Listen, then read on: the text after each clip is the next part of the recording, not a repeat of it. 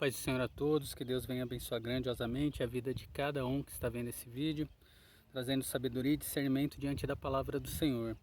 Aqui no livro de Atos, capítulo 2, versículo 42, fala da igreja primitiva e diz assim: E perseveravam na doutrina dos apóstolos. Essa doutrina é encontrada no versículo 38, que diz o seguinte: E disse-lhe Pedro: Arrependei-vos, e cada um de vós seja batizado em nome de Jesus Cristo, para perdão dos pecados, e recebereis o dom do Espírito Santo.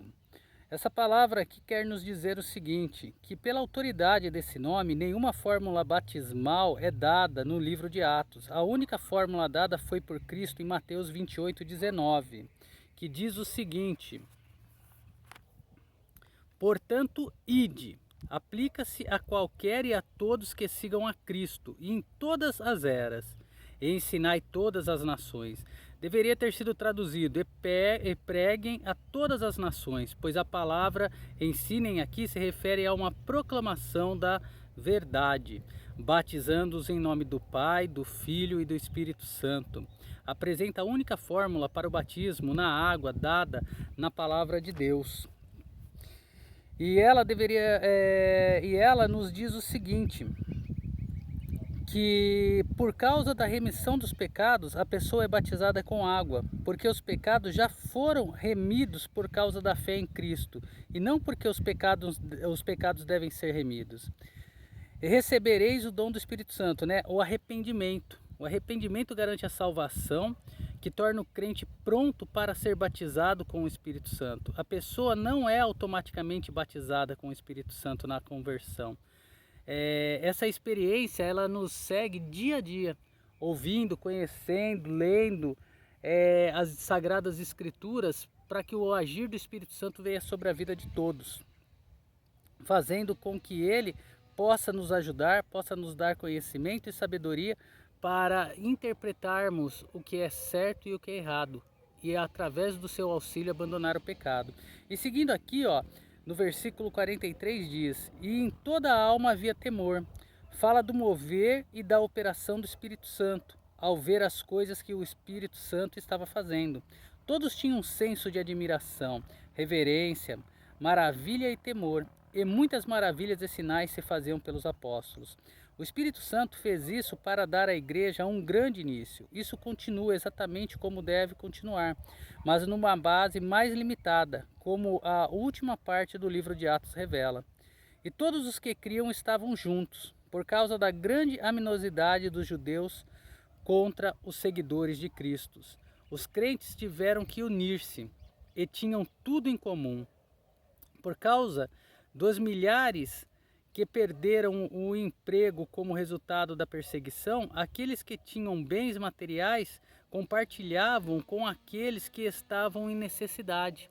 É algo muito difícil de se ver hoje em dia. Pedro queria fazer um tipo do quê? De uma cooperativa, que todos vendessem os seus bens para ser dividido igualmente entre todos, para que não houvesse necessitados e nem pessoas com fartura, mas que todos pudessem estar andando junto das Sagradas Escrituras em perfeita comunhão, não havendo fome, não havendo necessidade, carência de alimento, nem de investimento, nem de moradia. E seguindo aqui no versículo 25 diz: E vendiam as suas propriedades e bens. Eles vendiam coisas das quais absolutamente não necessitavam, para que pudessem ajudar aqueles que estavam em grande necessidade. E repartiam com todos, segundo o que cada um necessitava. Revela uma comunidade à imagem de Cristo por causa da grande perseguição que eles enfrentavam. E perseverando unânimes todos os dias no templo. Num sentido, o templo foi transformado numa igreja, o que deve ter sido extremamente irritante para as autoridades religiosas. E partindo o pão em casa, comiam juntos com alegria e simplicidade de coração. Significa que a igreja em si estava realmente abrigada em casas por toda Jerusalém. Eles tinham uma alegria que a perseguição não conseguia impedir. E louvando a Deus e caindo na graça de todo o povo, Jerusalém como um todo estava impressionado favoravelmente pelo que viam com respeito a esses seguidores de Cristo. E todos os dias acrescentava o Senhor à igreja aqueles que se haviam de se salvar. Muitos estavam aceitando o Senhor.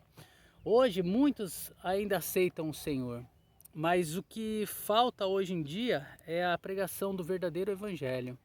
É a pregação do amor de Cristo, do abandono do pecado, da união, sendo Cristo a cabeça e nós os membros do corpo, em ajudarmos uns aos outros.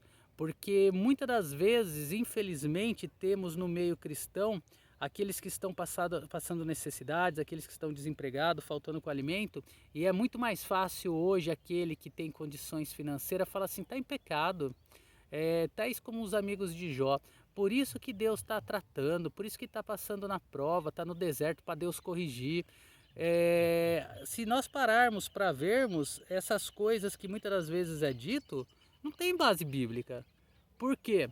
A necessidade de cada um que sofreu, a necessidade de cada um que padeceu, foi por amor de Cristo e não para ser liberto e transformado.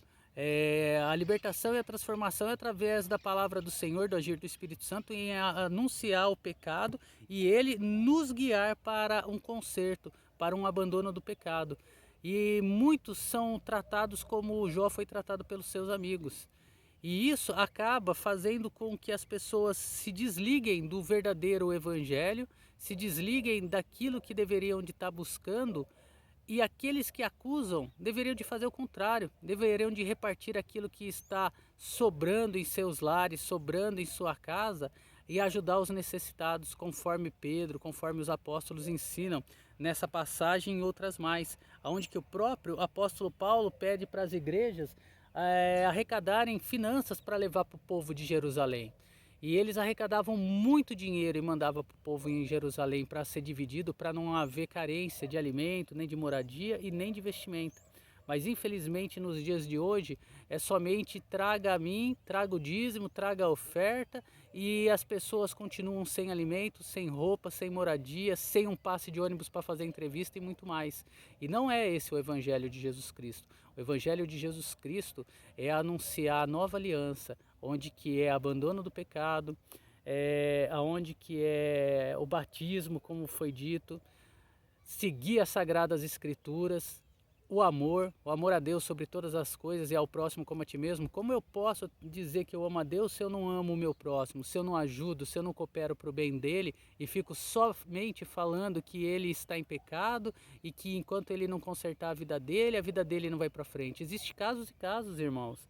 Existem casos de pessoas que estão no pecado financeiramente muito bem e não abandonam o pecado, mas existem casos também aonde que a pessoa está bem, a pessoa está em Cristo, a pessoa está buscando, está se santificando, mas na parte financeira ela não está indo bem. Então, isso são lutas espirituais, são guerras espirituais que tem que se quebrar com oração e jejum e sabedoria e discernimento vindo dos altos céus, mas também recebendo auxílio dos irmãos. Que Deus venha abençoar todos. Venha dar vitória, venha fazer um conserto não somente na minha vida, mas na vida de todos, para que possamos conhecer a verdade, porque somente a verdade nos libertará. Um forte abraço a todos.